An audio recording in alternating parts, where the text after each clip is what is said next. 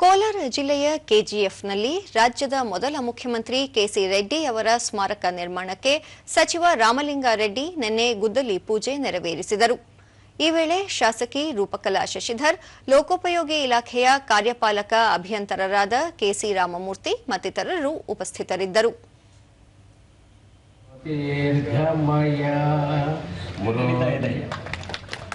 ವಿಮಾನ ಗೋಪುರ ನನಗೂ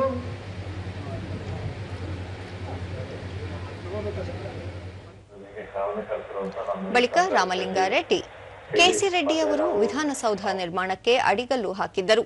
ಬೆಂಗಳೂರಿನಲ್ಲಿ ಎಚ್ಎಂಟಿ, ಬಿಎಚ್ಎಲ್, ಐಟಿಐ ಸೇರಿದಂತೆ ಪ್ರಮುಖ ಬೃಹತ್ ಕೈಗಾರಿಕೆಗಳನ್ನು ಸ್ಥಾಪಿಸಿದ್ದರು.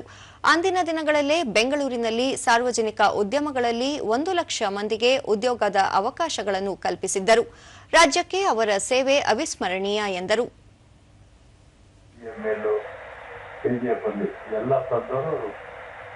ಕೆಸಿ ರೆಡ್ಡಿ ಅವರೇ ಆಗ ಬೆಂಗಳೂರು ಜನಸಂಖ್ಯೆ ಒಂದು 50 ವರ್ಷಕ್ಕೆ ಮುಂಚೆ 50-60 ವರ್ಷಕ್ಕೆ ಮುಂಚೆ ಒಂದು 10 ಲಕ್ಷನೂ ಇರಲಿಲ್ಲ.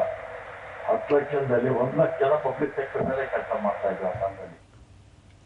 ರೂಪಕಲಾ ಶಶಿಧರ್, ಕರ್ನಾಟಕಕ್ಕೆ ಕೆಸಿ ರೆಡ್ಡಿ ಅವರ ಕೊಡುಗೆ ಗುರುತಿಸಲು ಜೀವನ ಚರಿತ್ರೆಯನ್ನು ನೆನಪಿಸುವ ಉದ್ದೇಶದಿಂದ ಸ್ಮಾರಕ ನಿರ್ಮಿಸಲಾಗುತ್ತಿದೆ.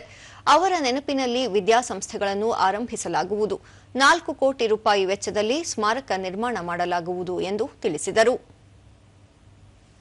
ಅವರ ನೆನಪಾಗಿ ಇಲ್ಲಿ ನಾವು ಸ್ಮಾರಕವನ್ನ ಮಾಡ್ತಾ ಇಲ್ಲೇ ಕೆಲವೊಂದು ಕನ್ನಡ ಸಂಸ್ಕೃತಿ ಇಲಾಖೆಯಿಂದ ಈ ಭವನವನ್ನ ಉಸ್ತುವಾರಿಯನ್ನ ಜವಾಬ್ದಾರಿಯನ್ನ ನೋಡ್ಕೋತಾರೆ.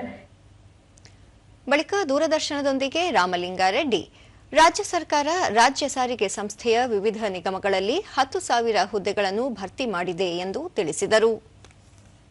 1,40,000 30,000 ಕೊಟ್ಟಿದ್ವಿ.